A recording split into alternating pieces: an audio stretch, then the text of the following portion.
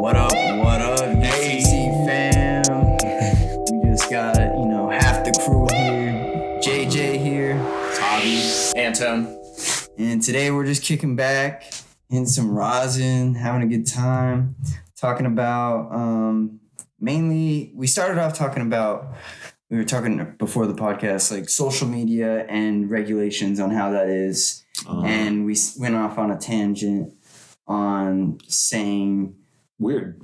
We just went on a tangent talking about psychedelics. Psychedelics and just the movement and an initiative to like move it further along, not just in the world, but in our home state, Utah. Yeah. And we're talking about psychedelics in the form of being plant medicine.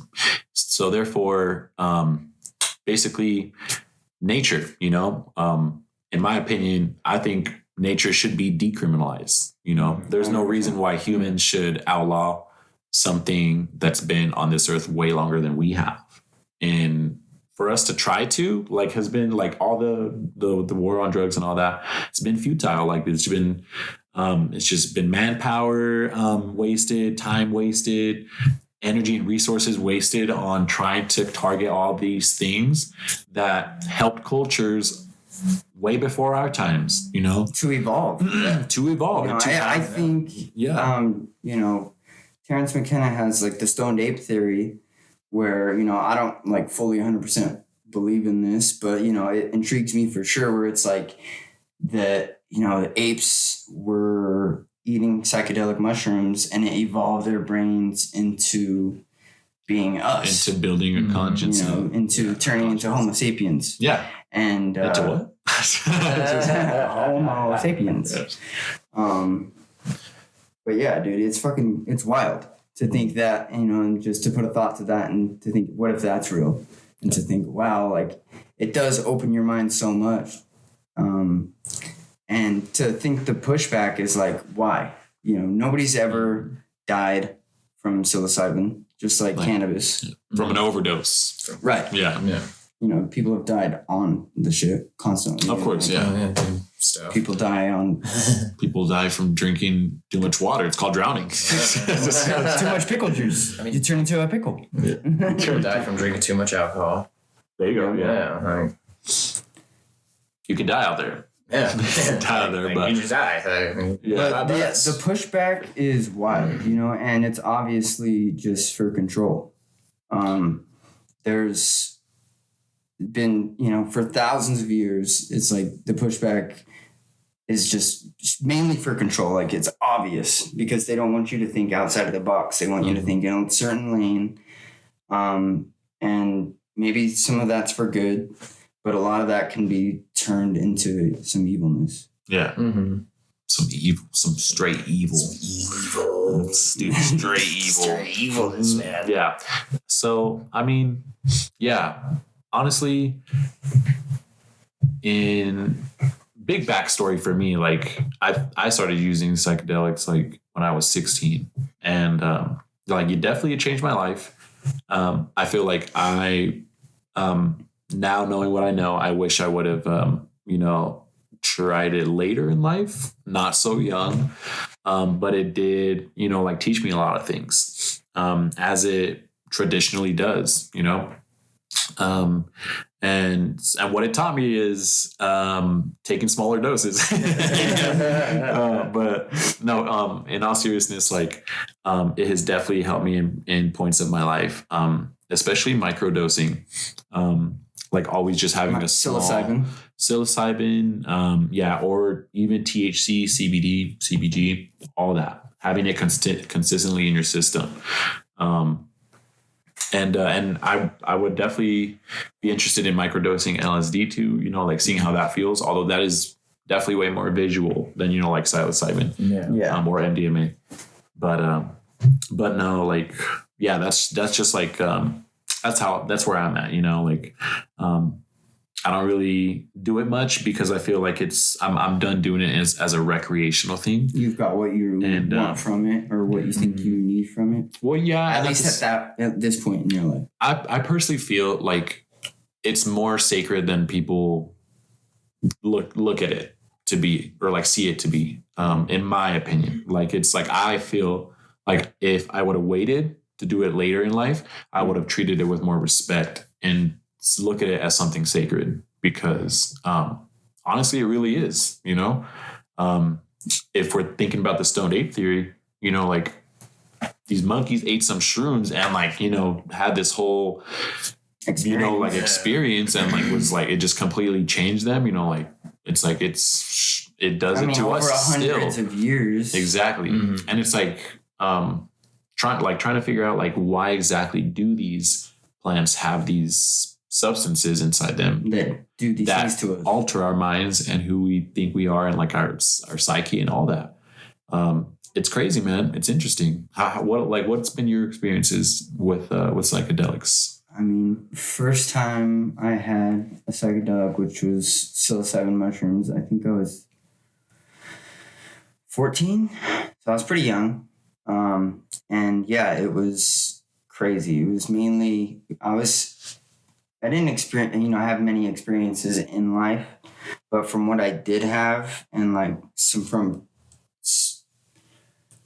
trauma I had, it definitely like took me into that and kind of made me realize that it's not anybody's fault, you know what I mean? And things happen. Mm-hmm. And it just gonna put me in like a flow, you know what I mean? And yeah, I had these crazy visuals and I was giggling and it was a lot of fun. But I definitely got a lot from it and I didn't recognize that at the time, I don't think. Because the first time I did it, I got caught by my parents. And they had no idea. They had no idea that I did any. I was this big stoner at this point, you know. Like I was using cannabis a lot, pretty much every weekend, you know. Maybe if not every day, every weekend for sure. So it was a weekend, and it was like my friend was like, "Hey, you know, let's try mushrooms," you know. And I was like, hey, "Yeah, man." I had ecstasy at the time. Tried that before, and I was like, "Yeah, you know, we'll have this experience, and then we'll have an ecstasy experience next weekend." And he was like, nice. "Bet, you know, so we'll do it at your place." And I was like, "Yeah, my parents are going on a softball tournament with my sister, so they'll be out of the house. It'll be perfect. We'll just be home alone. We'll have the whole house to ourselves. Yeah, we'll have a great time." And of course, as all drug dealers do, it took fucking forever. It took hours and hours and hours. And it was like, still not ready. And it was like, you know, already like, I don't know what time it was, like 5 o'clock already. And had to walk all the way to like this elementary school. We went, picked it up from like the homie, walked all the way back. And it was like just the shittiest looking mushrooms ever. I didn't even see mushrooms. It was just all broken pieces, you know? And he's like, "Oh, it tastes like burnt sunflower seeds." You know, he's like, "It's not that bad." And they told me, you know, drink it with orange juice. You know, like they didn't tell me why at the time. They're just like, "Oh, it gets you higher." Like they didn't explain why. I didn't even ask, but I was just like, "Bet," you know. Yeah. Eat it. I was eating it and I love sunflower seeds. So I was like, "Yeah, this is fine," you know. Yeah. Ate a bunch, drank it. We're having a good time. We're watching like Avatar or something. Yeah. And we're like waiting for it to kick in, you know. And we're like kind of giggling and it's kind of like setting in. And across the street, my grandma had a trampoline. And we're like, "Let's go jump on the trampoline." I was like, "Bet." Go over there, and it feels like we're jumping on the moon. Like, taking jumps, and it's like just floating in air, and I'm just having the best time. We're giggling. Time's going in slow motion, right? And then I see my parents' van coming through in the headlights, pulling into the neighborhood to pull into the driveway. Yeah. And my heart drops. And I just like land on like the trampoline, and I'm like, "Oh, shit." I'm like, "We gotta just go in there and make it into the room. We'll close the door and they won't bother us. We'll be good." Yeah. So it's like, okay, we're on a mission, you know, it's cold. We get all the way there. It's already pretty dark. We get inside, get through the hallway, down the hallway, heart's beating, get into my room, close the door. We made it. We're like, fuck, we're good, you know? And then I hear, Jeremiah, get your ass out here. I'm like, oh, he's like, dude, go out there, you know? And I'm like, all right. And I go out there, and they're both in the kitchen. And I had, you know, earlier that day, we were fucking cheeking it up. You know? They were home. We were stoned as fuck. I had the munchies. I had Hot Pockets and Pop-Tarts. And there was like the, you know, the crust all over the counter and shit. You're just making a teenage mess. Yeah, just a mess. And she's like, what the fuck is this shit? And I'm just like, it's Hot Pockets. It's Pop Pockets. It's, you know, I was like Tart Pockets. I was like mixing Hot Pockets and Pop-Tarts. And she just was like, whatever, just clean it up. You know, and I like grabbed the rag from the faucet and I'm like wiping the counter, and all of a sudden it just hits me even harder. And like the texture on the rag is like popping out of my face, and the feeling on my hand is like, I've never felt anything like this before. And I'm like putting it in the sink, and then I turn the water on, and I'm washing off the rag, and I'm feeling the water on my hands, and it's just like, whoa. Damn. And I think out loud I said, what the fuck? And I look up, and they're at my shoulders. My dad's at my right shoulder. My mom's at my left shoulder. And they're like, put the shit down, turn it off. And they're like, turn around. And then they like started talking to each other, but I couldn't hear anything. And it was just like, oh man. And I was just like, they were like talking to me, talking to each other, and just looking at me. And I, you know, my eyes are probably huge. Oh yeah, bro. You know, and my buddy's like talking to my sister in the living room, and like my dad's like, Justin, get your ass in here. We go in the room. My dad closes the door. He's like, I don't know what the fuck you guys are on. You guys are high as fuck. He's like, I can see your eyes. You know what I mean? He's like, we're going to keep this door open. You guys are going to do a fucking thing. You know, because I'm like, I'm not high. He's like, you're not. I'm like, no, I'm not high. I swear. Deny. Yeah, dude, just lying out of my teeth, dude. And he's like, okay, you're going to keep that door open. And then we just immediately went to bed. We're just like, he's sleeping, you know, I got a single bed, so his head's on that side, my head's on this side. And my dad like peeks his head and, oh, you boys already going to sleep? It's only 9:30. You know, what's going on?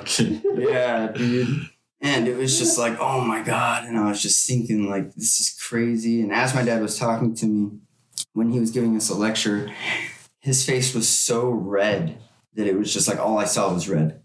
Whoa. And I had a Superman poster like above him. And what my dad was lecturing us, the Superman poster was his mouth was copying like this. Dude, I was like, that's great. Like this, you know, and it was just a fucking trip. Did you drink orange juice? Yeah, I drank that orange juice, bro. when I was eating the sunflower seeds, I washed it down with the orange juice.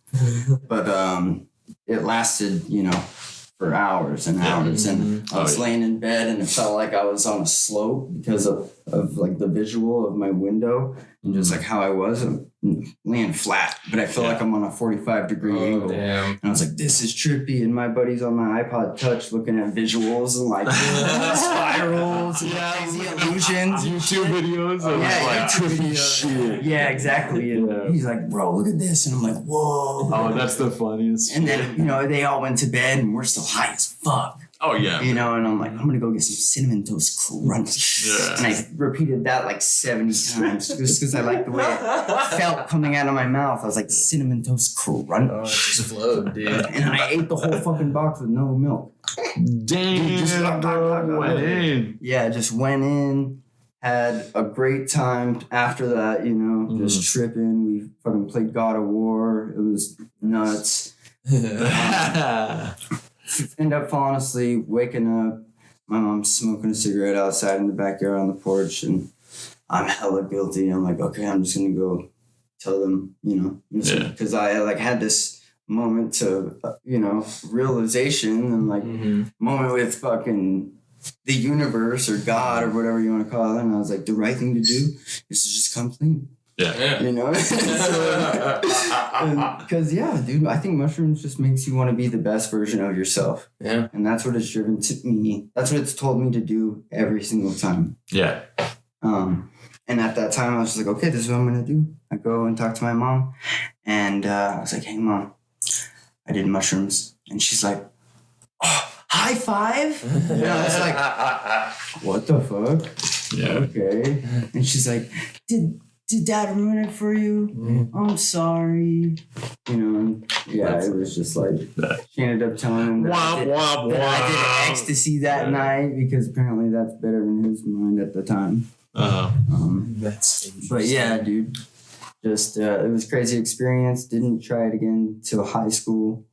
And then pretty much right when I graduated high school, I did it every like once a week, and then every other week like high doses, and like yeah, just having crazy experiences like in a dark room by myself, you know, and just like sobbing to myself, like thinking of like how much potential I have, and like just like, yeah, I think it's definitely made me the person who I am today. I wouldn't be me if it wasn't for psilocybin. Yeah. Still. That's great, bro. Yeah. I think that's why I'm like so empathetic and so understanding, and yeah, I think it's helped me a ton. Yeah. It helps you challenge your traumas and your fears and like what you push back. You know, that's why like it's like when people think of like, oh, taking a substance that will like make them like scared and like fearful, well, like or like, said, like just start crying and be emotional. People say I had a bad trip, you know, and I've heard numerous times, and I agree with this, is there's no such thing as a bad trip, because that shit's just telling you things that you need to hear. You know, it puts a spotlight on some shit that you want to leave in a dark corner, and you're like, no, I want to leave that shit alone. And it's like, no, look at this. Yeah. You need to focus on this, and you need to take care of this. And that's not a bad thing. No. You know, it's trying to tell you to be the best version of yourself. You need to do these things, heal, and, you know, do whatever you got to do to feel happy and, like I said, be the best version of yourself. I know I keep saying that, but it's literally it's good like words. what it narrates to me. Yeah. Like, if a lot of people were the best versions of themselves, then we would have less problems. Right? Like, people wanted to be, like, just not even like just be better, honestly. It was like, you know, just be a little better. Yeah, just trying. Yeah. Exactly. People wanted to be better and like felt the desire to like, you know, be you're never gonna be the best version of yourself, because you always get better. Yeah, for sure. Always work. That's the thing. But if you're trying to be the best version of yourself and you don't limit it, then you're just gonna grow and be a better person every single day. Yeah. And that's where like the bad experiences come from. They come from like having a bad experience because you're like holding something in, or like obviously you have to face something that you're not ready to face, and you're blocking it or you're denying it.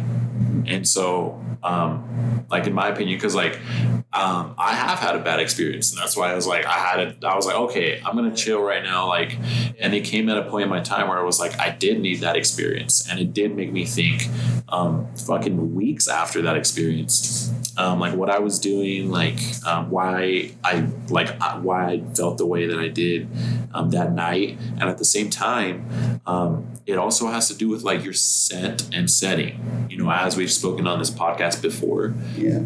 Because it's like when you hear about like accounts of like people doing this, you know, like 200, 300 years ago or whatever, whether that's like Native American tribes or like like people from the other side of the world, you know, trying fungi and trying all these things, but like they almost always talk about like a very like a negative experience, a super hard, like a hard, challenging thing that they go through, and they get to the point where they're crying, or they're like, or they feel like they're gonna die, they're gonna pass away, but then they choose they make a decision, and then they're like, no, I'm going to keep living, or I'm going to let this just pass through me.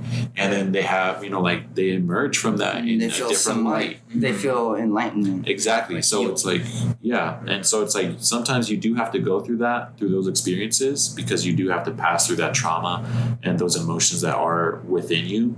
And having a good setting will help that ease, and like having people that are there for you to console you and hold that space for you while you're going through these negative experiences means like the world to setting is the most healing. important thing. It is 100%. Yeah. So that's why, I personally feel like that's the, I forgot where I was going with that. Well, where I'm going with that is like setting is definitely important, because if someone came to me and was like, hey, do you want to do mushrooms, and we're at like a big concert, I am probably not going to do it. Not only because it wouldn't be the best like setting for me, but I'm not in the right state of mind. I just, like you said earlier, I got what I needed from it, and I don't feel like it's really calling towards me, you know what I mean? Like, if someone were to offer me it and I had the inkling of like, yeah, let's do it, then I would do it. But it's like that I don't have any holdback from it, you know what I mean? It's just like I don't want to do it. And it's not like like nobody's gonna attack me for that, or be like, oh, you're not gonna do this, like you're a pussy, are you scared or something? Like, no, it's just like you want to like explain yourself. Yeah, I'm just not ready right now. Like, I feel like I need to accomplish more in my life before I put myself in this experience, because I know that it's just not going to be the best experience for me. Because it's going to be, I know what it's going to tell me. I already know. Yeah. And I already know I need to work on those things. And so if I do that, it'll just be like, hey, do those things, And I'm not even saying this is like 100% truly me right now, because shit, I do mushrooms right now. But I'm just saying, and occasionally in my life, like there are certain times where I'm just like, no, I don't want to do it. And that's been me for, I don't know, I haven't done it for a year, maybe. Maybe a little less than a year, like 10 months. That you like took like a full dose, or like? Yeah, or took any dose. Dose. Got you. Yeah. It's been a minute. Yeah. It's been and that's why I'm like, it's been a while for me too. It's been like 3 or 4 years for me. And that was a microdose. Like when I had my most recent kind of like enlightening dose was when I was in Vegas still. There was like... When you lived in Vegas? Yeah. Like Annalisa took some, I took some. And like we kind of separated. We started together, but then we separated. And like I was in the living room hanging out. Just kind of like... Chilling by yourself. Yeah. Just in my own brain, kind of thinking, like, okay. Like trying to solve what was bugging me at the time. So like that was good. Then I threw up. Yeah. I was into alcohol. Yeah, that's normal. But no, but after that, like, it was nice because I was still going, still had visuals, walls were crawling. That's my favorite part. Is the visuals? Well, no, like, my favorite part is when the walls start crawling. Then I know I'm like, oh, yeah. Yeah, it's kicking in. Even if it's like, if you don't know if you're, what trip you're going to have. Sometimes going in, like, you're like, okay, like, I know where I am mentally right now. And going into it, you're like, this should be a fun time. But then if you go into it like, oh, no, like, oh, I know what's been on my mind lately. And I know what's been really bugging me. And it's like, then you're going to be like, okay, here we go. Like, so I kind of knew that, like, it was going to be a lot of crying. But it was a lot of crying while I was playing Tetris, so... That was, it was like a Tetris mania thing. So, like, when you got rid of a line, it would be like, and I just trying to do this and just like start crying. Yeah. Well played. Trying to like pause. At that time, I was trying to solve like my life crisis that was going on, because I know it was close to I think we were planning on COVID. that happened. It was like right before you moved here, so Yeah, a so lot like of changes too. Yeah, but I think it was really good though. Like it was a good experience to have. Yeah, Work through just what mentally I was going through. Yeah. But I kind of feel the same. Like I haven't. Well, for one, I'm really sick of throwing up, so that pushes me away from doing mushrooms. But that not everybody does. It does happen, but not everybody does. Yeah. Nothing against it. No, it makes you very nauseous. If you happen to get past that nausea, it seems to wear off. Mm-hmm. You just have to work yourself through it. Yeah. If you choose to. And there's a lot of things that help with it, like black pepper, the caryophyllene in black pepper. You smell that, and it'll take the feeling of throwing up away. And a big thing that helps is method of consumption. If you make like a shroom tea, lemon juice, honey. Yeah. Or just a lemon tech as well, just lemon juice. Yeah, just a lemon tech is nice too. And that helps with the nausea. Tremendously. Because they do taste like cow shit. And like not the greatest. No. Yeah, they don't taste. You were lucky with your burnt sunflower. That was my first. Like I've had some that taste like that, but like that was just my first experience, and then ever since then, now I can't eat them. Like I try to eat them, and I'll just start gagging. Yeah, I'd rather not eat them. So lemon tech is the way. Lemon tech is what I do every time, or the mushroom tea, and because at the onset is quick, 15 minutes. Yep, 15 to 30 minutes. I want to try it with a tea, like the tea way at some point. Yeah. And you just use like your favorite tea, whatever you got in the cabinet there. What's your guys' favorite tea? I like Earl Grey. I really like. I know it's for sleeping, but I freaking love chamomile. I've had chamomile with a shroom tea. Ooh. Oh yeah, that's phenomenal. I really like cinnamon tea. Cinnamon with honey and lime, unbeatable. What else? I really like oolong as well. That one's tasty. Yerba mate, like mix it up with a fruit drink, and that shit's fire. That sounds good. I'll put some mushies with it. Yeah, fire. Mushroom yerba mate, dude. Yeah, hibiscus. Let's go. I'm like, yeah, dude. I like tea. Yeah, no, that helps a ton with the nausea. Yeah, for sure. Yeah, setting super important. Experiences. These experiences are super helpful, but still, I don't think it's for everyone. You know what I mean? If you already have a hard time grasping life, it's probably not the best thing to be taking something where it completely like makes you lose your grasp, and you're just like you were already confused about like a lot of shit, and like it's not the best for like people that might be prone to like schizophrenia, because that could potentially like make it exasperated. Yeah, exactly. Yeah, and that's why it's like I feel like it's very important for like us to be able to have studies done on this, because when obviously like for people that are prone to schizophrenia and stuff, like they taking this kind of a substance in not a good setting and not in a good mindset would not be helpful, because it would kick them in a kind of psychosis, and that's where it wouldn't be good. But if it was in a clinical sense where like therapeutical and someone that they trusted, and if they're, say their therapist or their doctor deemed it to be a shaman, whoever, recommended them to have this, then because it's like that's what people do when, like when they take mescaline, like when they take peyote, like that's like a healing ceremony where they take it when they're like, it's like when some people are either at their lowest and they're just like, they can't get out of a funk. And it's the same thing with ayahuasca. And that too. And the main component in ayahuasca is DMT. Sometimes you got to go take a trip. Yeah. Visit your spirit self. Exactly.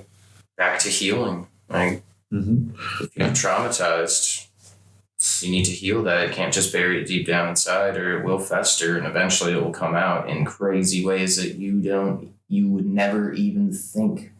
Yeah. Yeah. For real. As an illness is, just feelings of negativity, all of that, like it all stems from those problems. and it helps heal that. Yeah, we need more studies. Yeah, more studies done. Yeah. And like also, if it's more in a study fashion or like a medical sense, like it's not like they're going to be giving these people, they're like, oh, here's 5 grams of mushrooms. Like a lot of it will be closer to like micro dosing, but it won't be like a macro dose. Like maybe, okay, here's a gram, especially if you've never taken it before. A gram might fuck you up. Very true. Like, yeah. So, yeah, your body has never had psilocybin before, so yeah, it's gonna be, you're gonna always have a tolerance no matter like how long you haven't done it. You had the component in your system at one point, so like you've had the experience as well, so you're gonna, what's the word I'm looking for? You're gonna like familiarize yourself and know that like, oh, what to expect. So yeah, like first experience is insanely important, like my first experience, I don't think it was the best set and setting. Yeah. Well, yeah, like when you do it at that kind of age, like it's like it usually isn't because you're trying to hide it from your parents, right? And it's like, even though it's a fun time after and it's a fun story, like it's like that can also be avoided where, like you can't have it in a good setting or something. And but my second time was a great set and setting, and it just made me really fall in love with psilocybin mushrooms and the experience that it gives me. Yeah. Man. Speaking of studies, like passing studies, FDA approves long-awaited clinical trial of smoked marijuana to treat PTSD in veterans. You said smoked? Smoked. What does that mean? Combusted. Flame to flower. That fuego. To that fuego. Yeah. Boom! Right there, that Utah law that doesn't allow flame to flower, about to be combusted. Yeah, that's pretty sick. It's by the FDA. So like, so the FDA is passing a trial that you can smoke cannabis and see if it provides medical benefits. Boom! PTSD. We all know the answer to that. And guess what's going to happen after the results come out? What do you think? I mean, flame to flower, baby. Flame to flower, it has to, right? Because what's the main reason that's stopping it from being flame to flower? Or from what's the biggest reason why our state doesn't allow flame to flower? Because the health, Yeah. And it doesn't provide medical benefits. Yeah. That it doesn't provide medical benefits to smoke, which is bullshit. Yeah, well, to smoke marijuana. I believe it's cannabis. The combustion is too negative because of carcinogens or whatever. Yeah. So they're like, no, it's safer on your body to vape it. Yeah, but that should be my choice. Exactly. It should be my choice, your choice, and yours. It's definitely better for your lungs, and I'm not going to argue that. Vaping. But vaping. Vaporizing is better for your lungs. But 100%. Like I said in my Instagram post, combusting cannabis has been a tried and true method for generations. You know what I mean? Like the benefits, you can't replicate it with vaping. Yeah. Like there's just there's major differences where like the entourage effects of certain cannabinoids and terpenes is different with combusting flower. Like it's unique. You know what I mean? You're getting more from it. Well, because you're not getting with a flame, you're putting whatever like 5,000 Fahrenheit on it, as opposed with on a volcano, you burn it at 355, 354 Fahrenheit, and you're not even getting some terpenes to a boiling point. Yeah. So you're not like, I don't know if it's in a sense you're not like activating them, or you're not getting as many effects from it, because like some terpenes burn. Boil. They're boiling. Yeah, they boil. Yeah, they activate at different temperatures. So if you're only burning it at a certain 1 degree every time, then you're missing out on some other things in your cannabis. Yeah. Why you cranky? You got me thinking, what if you did like a slow rise where, started at, 400 and rose to like combustion. That's called a terp stack, bro. It's when you start at like 350 and you just climb. Yeah, 350, 360, 370, and then like after that point, you just go like 400. Yeah, but I'm saying all the way to combustion. Well, and then you could I'd rather no. Yeah, because it's like once it gets cooked at 420 to 450, once it gets cooked, it don't taste good. It won't not taste good. It's just. But this is, I guess it would have to be a balance. It's ABV. It would have to be a balance between too slow and too fast. You know what I mean? Because when you're doing a lighter, it's just like, boom, immediate, 5,000 degrees right to your bowl. But what if you had something where it's like, that just like slowly came to combustion, not super slow as a vaporizer, but slower than a lighter by like, milliseconds here. We're talking like the hot knife, right? But like instead it just it would get warmer progressively instead of just like, I turned on high. And right. So like you hit a button and it just progressively. I'm like, would certain terpenes or certain flavor come out? I mean, we could test it. Let's just get a bowl and a torch, and we'll just put some weed in it, and we'll just start heating it up till it lights on fire, and we'll hit it, and boom. We did the study. We'll put cannabis in the quartz nail, and we'll just heat the side of it. Okay. No, so we're gonna go get something that we don't care that we destroyed, and we're gonna load it with green and see how that affects us. You can tell I'm getting silly. Yeah, sorry. That's very silly. Definitely where I jumped in the most was the silly part. Hey man, come up with silly ways to hit the green. It's a study too. And honestly, hey, I'm pretty sure it would hit. The only thing is that I'm saying is that flavor. In my opinion, once you heat it up to 400 and let's say 450, that's where it's going to start to combust. Mm-hmm. Once you get to that point, if you're combusting that, it's just like if you just smoked, a bowl of vape weed. Yeah, I see what you mean. I know. So I'd have to taste it. I can't say. That's what I'm saying. It can't be too slow. But can I where it tastes like that? Can I just jump the gun and load a bowl of my Reclaim and let you guys know? Like, it doesn't taste good. No, I do not want to smoke fucking ABV. That's what I'm saying. Yeah, nah, I'm good. But you're right. Like maybe I don't know if you like did it slow enough. It has to be like whoosh. Like 2-3 seconds. Yeah, like you go and then you basically blast it with a lighter. Yep. Yeah, I don't know, dude. It would be an interesting device. I don't think it would be a difference that we can measure with our taste buds. To be honest, I think that's what a joint does. Oh. Well, you can let it burn. Because you're letting it burn. The really hot part is right here. Yeah, and so it's coming down. And so as the heat gets closer, it's the terpenes are reaching those boiling points as the cherry gets closer. Yeah, you're right. And you're vaping. Especially if you got a fucking lighter to the end. Boom. We just solved it. Yeah. Let's roll a joint. We got it, guys. So there we go. We just legalized joints in Utah. Go pick up your pre-rolls. What's up? So we can get that full entourage effect. Your hash holes. Your hash hole. Yep. Your UCC hash holes. Oh, imagine. Just wait for it, yo. Wait for it. Yeah, no, one day we're hoping to put everyone on some game. Put everyone on some real tastes.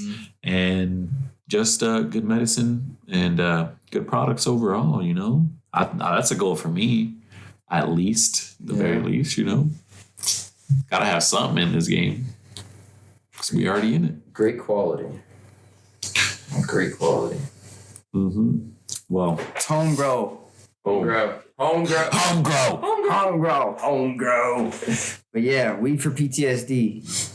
Yeah, cannabis for PTSD. Yep. Cannabis for anxiety. But not Cannabis just cannabis for PTSD, smoked cannabis. Smoked cannabis for PTSD. And it'll be an official study. Yeah, and it's...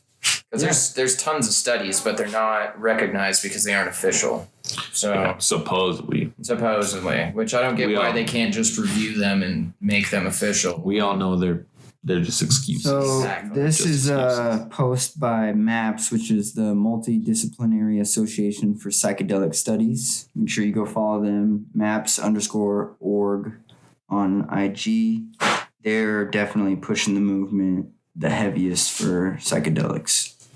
But yeah, they shared this blog featured in Marijuana Moment. Says these data are critical to inform patients, medical providers, and adult use consumers when considering cannabis in treatment plans for the management of PTSD, pain, and other serious health conditions. Yet regulatory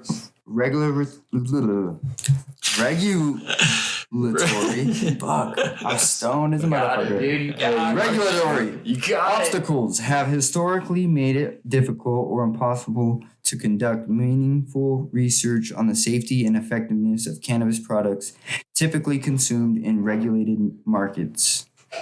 Pretty sick. That's dope. Yeah. There is a doctor here, Sue Seasley. She says, in my own practice, veteran patients have shared how smoking cannabis helped them manage their PTSD symptoms more than traditional pharmaceuticals. Shout out Wes. But yeah, it helps a ton. It helps a ton of veterans. Yes, sir. So the study is going to be super important. Phase 2 of the research will generate data that doctors like herself can use, develop treatment plans to help manage their PTSD, help people manage their PTSD symptoms. So yeah, super cool stuff. It's dope. Super exciting.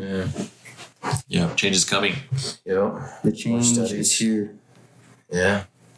The change is coming. The change is here. It's been changing. They should be talking more about the rescheduling of marijuana too. Definitely. That should be happening. Mm-hmm. The talk. That's coming down the pipeline. Yeah. So we'll see what happens there. A big thing that sparked this conversation was a documentary that you watched. I just want to shout it out. It's also a book that I listened to by Michael Pollan, How to Change Your Mind.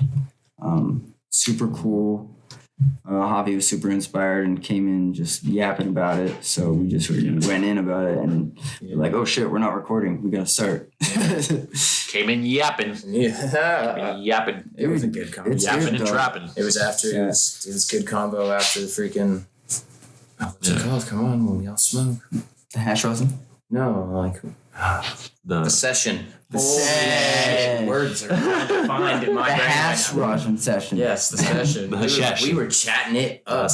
Yeah, go check out that book and that documentary on Netflix, How to Change Your Mind by Michael Pollan. What the new science of psychedelics teaches us about consciousness, dying, addiction, depression, and transcendence. Mm-hmm. Yeah. If you got some time, check out that book.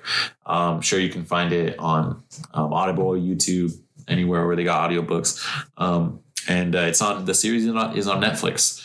Very interesting, and it's also just super educational on like why these natural substances are illegal and like why they're looked at the way they are.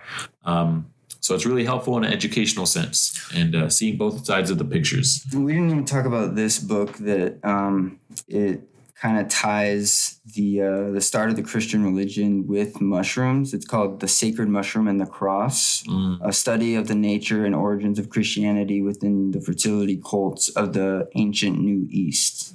It came out in 1970, published in 1970, but it was actually written by John Marco Allegro in 1970. I don't know where I was going with that. It's just it had his where he lived. He was born in 1923 and died in 1988, so I got confused. But yeah, came out in 1970. Yeah, super cool. Ton of theories on it. the development of language, to the development of myths, religions, cultic practices, and world cultures. The writer argues through etymology that the roots of Christianity and many other religions come from, psychedelic use, or psychedelic substances, because they're all around the world. And that's what a lot of people are. The stoned ape theory has turned into the stoned priest theory. Because it's like, that's what a lot of people are saying. Like, the LDS Church has roots in that, in ergot, and all these others. A big no-no in LDS religion is like hot beverages, because that's how you get to these experiences a lot of the times. And so they're like, oh, don't do this, don't do that. Don't drink anything that's hot. Yeah. No hot tea, no hot coffee. No Zubas. Exactly. No Zubas. Yo, man, there's a lot of people going to hell. No Zubas. It's hot. It's hot soup. Yeah. Hot drink. Yeah. You can drink soup if you want. Yo, I'll save on some soup. Oh, if it's good enough, I don't care. It's that time of year. Put it in a thermos. I'm gonna go to get right out of the thermos. Yeah, hey, for real, bro. Yeah. I carry my thermos with me. Yeah. My thermos full of mushroom tea. Mushroom. Herba mate. Yeah. Nah, I got that in the Stanley, boy. That shit's iced. All right. I think we're about coming to an end here. Yeah. There's just so many resources and so many things about psychedelics and about these plants, about these fungi, about these living things that alter our state of minds and help us get through this life. Probably because the plants have figured it out. Yeah. And that's why they help us. And we're still trying to figure it out sometimes, Yeah. So big shout out to Mother Nature. We love you. We love you very much. Big shout out to the universe. Yeah. Appreciate Big shout you out to the for universe. pushing us farther and farther every day. Shout out to each and every one of you for listening in. Shout out. Just thank you guys, man. We've been doing this for a little longer than a year now, and this is fucking fun. I'm really enjoying this, and this is what life's all about. This is. Yeah. I appreciate everyone listening in all the time. And please, if you guys have any suggestions on what you guys want to hear us talk about, or what our hot take is on something, please let us know. Send us something on Instagram. Just hit us up. We're here for the people. We're here for y'all. And we'd love to talk about things that the community is thinking about. Definitely. We want to be part of the conversation. Thank you guys. Thank you for tuning in. Y'all. This is JJ. This is Hobby. And Anton. UCC, what it is. Peace out. That was great. Where's the mushrooms? Where's the mushrooms? Where's the mushroom tea? Where's the mushroom?